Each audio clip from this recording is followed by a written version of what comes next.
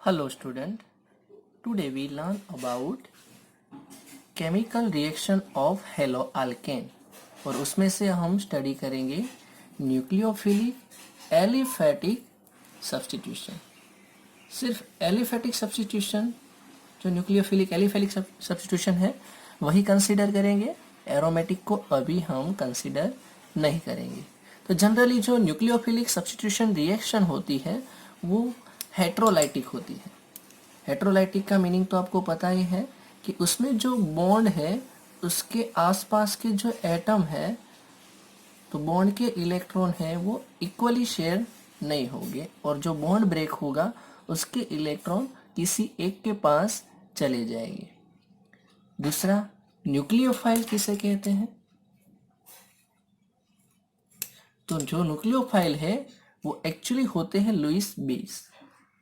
Okay, और वो species के जिसके पास इलेक्ट्रॉन ज्यादा है,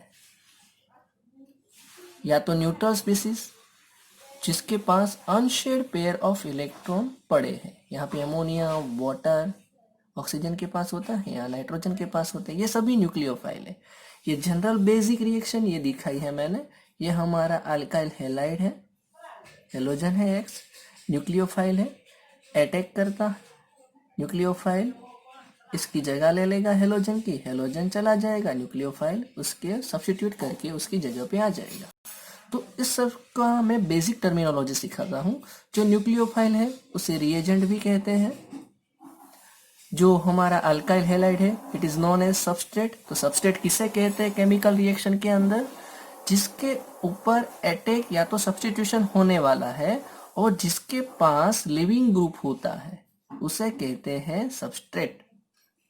और बाद में जो मिलता है वो प्रोडक्ट है और जो चला जाता है वो है लिविंग ग्रुप। सो लिविंग ग्रुप होता है वो वीक बेस होगा, वो वीक होगा इसीलिए नया आएगा वो स्ट्रॉन्ग होगा, वो अटैच हो जाएगा, वीक वाला चला जाएगा। तो ये सभी बेसिक टर्मिनोलॉजी है।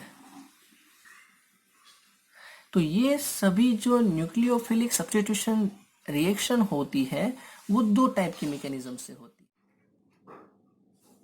सो न्यूक्लियोफिलिक सब्स्टिट्यूशन रिएक्शन दो मैकेनिज्म से होती है, एक तो second order SN2 reaction and first order SN1 reaction. Actually ये जो सब्स्टिट्यूशन रिएक्शन है वो बहुत बड़ा टॉपिक है, बट उसमें से ज़्यादा इम्पोर्टेंट जो इंफॉर्मेशन है वो आपको मैं देने का ट्राई करता हूँ।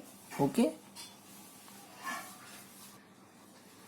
तो सबसे पहले लेते हैं हम SN2 रिएक्शन। उसको डिटेल में मैं आपको सिखाता हूँ, देखते रहिए। यहाँ पे मैंने लिया है methyl bromide hydroxide as a nucleophile है। न्यूक्लियोफाइल इसके ऊपर अटैक करता है। ये ब्रोमाइड है वो लिविंग ग्रुप है, वो निकल जाता है और आपको मिथेनॉल अवेलेबल होता है।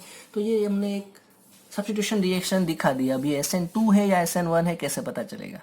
ओके, तो इसके लिए एक्सपेरिमेंट किया साइंटिस्ट ने, तब पता चला कि अगर हम मिथाइल ब्रोमाइड का कॉन्सेंट्रेशन डबल करते हैं तो भी रिएक्शन का जो हमें प्रोडक्ट है वो डबल मिल जाता है, और हाइड्रोक्साइड आयन है उसका भी कॉन्सेंट्रेशन अगर हम डबल करते हैं तो भी हमें मिथेनॉल डबल क्वांटिटी में मिलता है। यानी कि प्रोडक्ट जो है वो डिपेंड है ये दोनों पे, जो हमारे दोनों रिएक्टेंट है उसके ऊपर डिपेंड है। यानी कि रिएक्शन का जो रेट है वो दोनों पे डिपेंड है। तो ये हो गई second order reaction, SN2 reaction. इसे बायोमोलेक्यूलर रिएक्शन भी कहा जाता है क्योंकि ये दोनों पे डिपेंड है, अल्काइल हैलाइड एंड न्यूक्लियोफाइल दोनों पे डिपेंड है। So rate is depends on substrate and nucleophile, so it is known as SN2 bimolecular या तो सेकेंड ऑर्डर रिएक्शन। चलो, तो SN2 रिएक्शन अब मैं आपको डिटेल में सिखा रहा हूँ। ये मैंने पूरी रिएक्शन दिखाई है। एक्चुअली तो ये सिंगल स्टेप रिएक्शन है, बट आपको समझाने के लिए इसमें बीच का स्टेप एक आपको दिखाया है। ये पूरा सिंगल स्टेप में रिएक्शन कंप्लीट हो जाती है इजीली। आप देख सकते हो ये हमारा सबस्ट्रेट है मिथाइल ब्रोमाइड, ये मैंने कार्बन दिखाया है, 3 हाइड्रोजन है, 3D व्यू दिखाने का ट्राई किया है। अब समझ लीजिएगा ये ब्रोमीन है, ये लिविंग ग्रुप है। यहाँ पे OH है, न्यूक्लियोफाइल जब इसको अटैक करता है आप देख लीजिए कि ब्रोमीन है उसके अपोजिट साइड से ही OH अटैक करेगा, क्योंकि OH अगर इस साइड से आएगा तो इसका नेगेटिव चार्ज और इसका नेगेटिव चार्ज सेम चार्ज के बीच में रिपल्शन हो जाएगा। रिपल्शन होने की वजह से ये OH है ऑलवेज लिविंग ग्रुप के अपोजिट साइड से अटैक करता है। तो ये जो OH है वो यहाँ पे अटैक करना चाहता है, वो यहाँ आएगा तो जैसे ही वो यहाँ आएगा वो कार्बन के साथ धीरे धीरे बॉन्डिंग बनाएगा और ब्रोमीन है वो धीरे धीरे कार्बन से दूर जाने की ट्राई करता है। तो यहाँ पे एक सिचुएशन ऐसी आ जाती है, ये है हमारा transition state, it is not isolated. ये हमें आइसोलेट करके नहीं मिल सकता क्योंकि इसके अंदर जो कार्बन की वैलेंसी है वो 5 बॉन्ड है।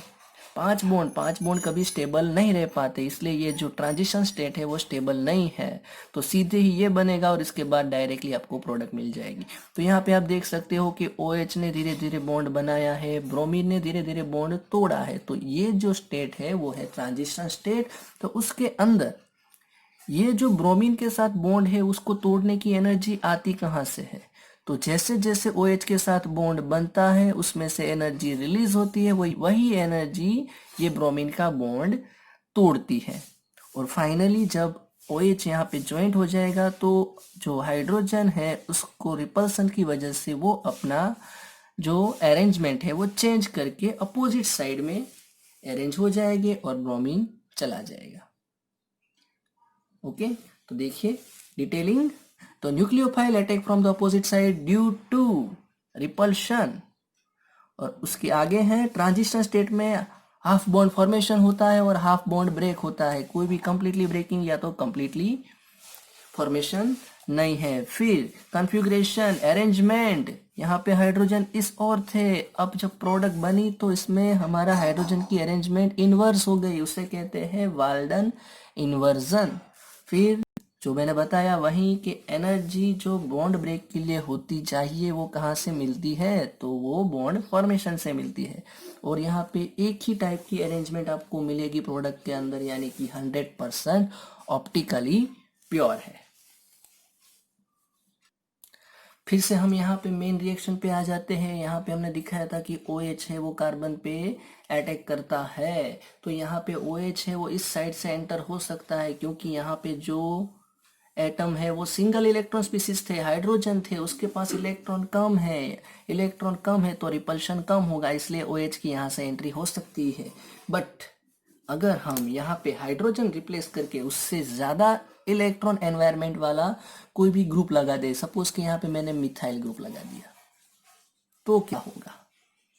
तो ऑब्वियसली जो पहले जितना स्मूथली OH की एंट्री यहाँ पे होती थी उतनी स्मूथली नहीं हो पाएगी क्योंकि यहाँ पे रिपल्शन बढ़ जाएगा, स्टेरिक हिंड्रेंस बढ़ जाएगा। तो जो पहले थे वो मिथाइल कार्बन था, अब ये है प्राइमरी कार्बन। तो प्राइमरी कार्बन की reactivity as compare to methyl वो कम हो जाएगी।